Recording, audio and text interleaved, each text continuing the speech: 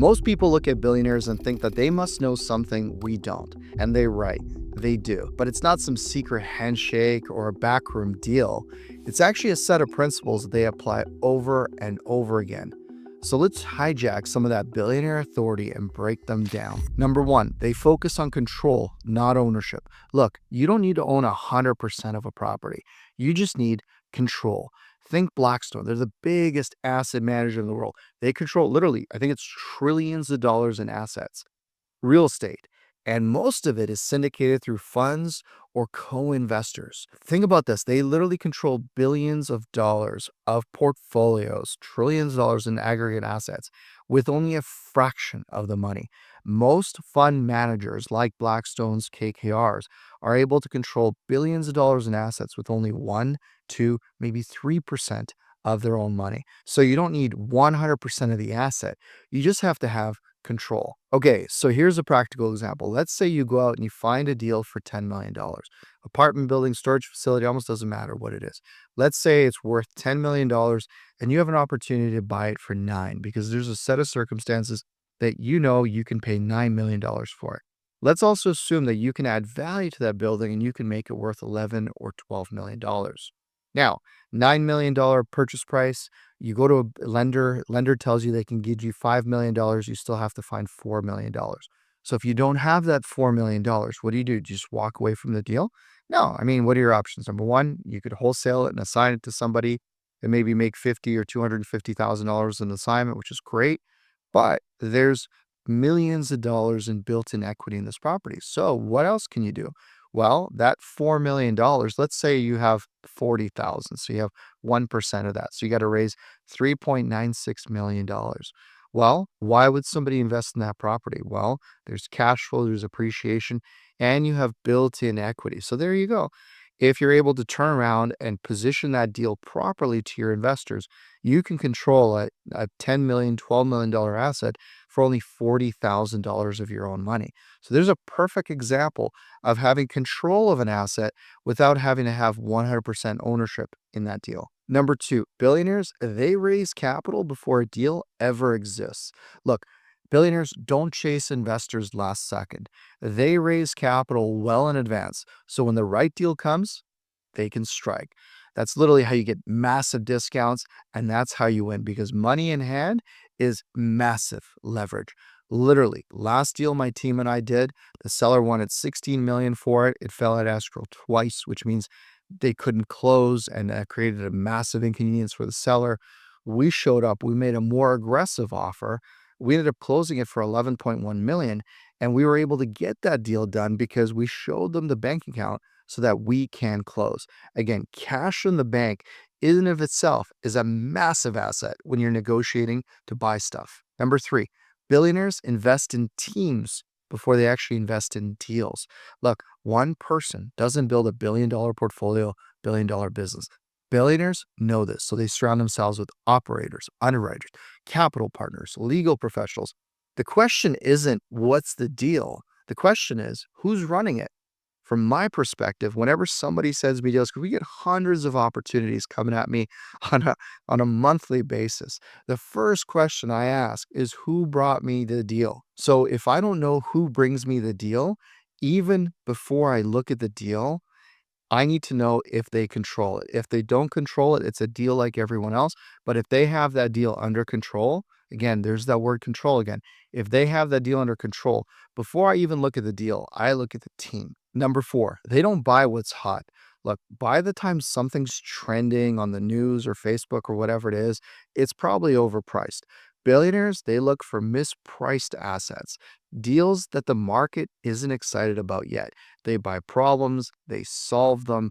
I think about myself. I mean, right when COVID started, I had a deal come across my desk. I had a couple of deals come across my desk in Tennessee. We were able to buy properties for pennies on the dollar, literally pennies on the dollar for replacement costs before COVID really hit everybody. And the reason why we were able to buy it is because the seller was jammed up. He made a series of questionable decisions, which forced his hand. He had to make dispositions. We knew the lender. We were able to get in there and buy a couple hundred units for pennies on the dollar. I saw the market. It wasn't as excited about it as it is today. I saw the opportunity. We were able to see the problems in a market that the news cycle hadn't hit yet. We did very well. We were able to sell out and, turn that problem into a tremendous opportunity. Number 5, billionaires, they always have a fund or a capital vehicle ready to go. Look, no billionaire out there is wiring a check from their personal account. They have their vehicles, their LLCs, their LPs, their trusts. All of that is set up so their capital moves fast, clean, and protects their tax advantages and all of the other components that may mitigate their risk for their estate. So, for beginners, what's really important for you guys to get informed about is what is an LLC? What is an LP? What's the difference between an LP and a GP? These are the types of things that you need to start exploring and understanding because this is the language of the rich. They understand LLCs, LPs, trusts, different agreements. These are the things that are going to make the difference between you sitting on the sidelines watching other people do the deals or actually actively participating and building your net worth. Number 6, they use the best debt possible. Listen, fixed rate debt, interest only, non recourse. The United States has some of the deepest capital markets available, especially on the debt side. And billionaires, look, they don't gamble with leverage. They engineer it. So if you're not negotiating terms like this, you're not playing the same game.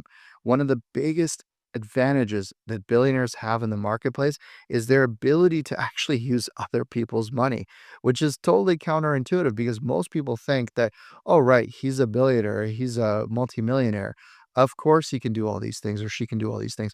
But the truth is, chances are a lot of these people, especially in real estate or other forms of business, they got to where they got to because they learned how to leverage other people's cash. Number 7, billionaires know when to exit. One of the best quotes in business is negotiate your exit on the entry. So, billionaires, they know how long they're holding for, what triggers a sale, what success looks like. They're not going to wait and see. They literally plan every step of the journey. So, what's really important to think about is not to just randomly chase opportunities because things look great, is to actually think about the consolidated plan, the big plan that you have. And how does this one move, this next step, this one activity, this one investment, how does that move in that direction? Does it bring you closer to the ultimate goal or does it actually pull you away? Because if it doesn't serve the aggregate, the thing that you're actually trying to move towards, it's silly, unnecessary, and a waste of time. Think about it like this. Think about whatever city it is that you live in. On the outskirts, where the highways connect, where things start coming in, somebody owns that land. Somebody bought that land. Developers, builders, they buy land 5, 10, 15 years ahead of schedule. Why? Because they feel that the city is going to grow in this direction, or this direction, or this direction. Buying land just because randomly outside of the city is the equivalent of just throwing darts at a dartboard with no plan. If you know that you're going to be actively working in this space and moving in a certain direction, wouldn't it make sense to buy the things that are in the way? That's exactly how billionaires do it. And they have that 5, 10, 15 year time frame, which gives them full intention. Number 8, they don't pitch, they position. Look, billionaires don't run around trying to convince people to invest with them. They build brands, they build ecosystems, and they build networks. So when a deal drops, investors already trust them and they already want in. Go back to that last analogy I gave you. If you're buying land on the outskirts of the city because that's the direction the city is going to move in, aren't you going to put all of your effort into making sure that the roads in that area are great, that the park systems are there, that the grocery stores are attracted to that part of town? Aren't you going to put all of your focus into that core area to make sure that area is successful? Of course it is, because you're positioning yourself, the land, the opportunity. You're constantly positioning and moving everything into a very coherent, specific direction. So you're no longer having to push people into your deal. You're just naturally creating an environment where you're the right person to work with. You've got the right opportunity. You've got the right team in place. And you've positioned yourself in such a way that that's the obvious thing to be part of, invest in, live, participate. That's what billionaires do better than most people. They paint a vision that everybody can buy into and participate in. Look, so you don't need to be a billionaire to act like one. You just need to package your credibility, build your network, And when you're doing deals that are bigger than your personal resources, have the courage to set yourself up in a way so you can raise capital before the deal shows up. Now, if you're a capital raiser, fund manager, business owner, real estate investor, anyone looking to raise capital and being able to structure your deal in a way where you can get more leverage out of what you do, make sure you hit the subscribe button, follow me, and pay attention because there's a lot more of this content coming your way.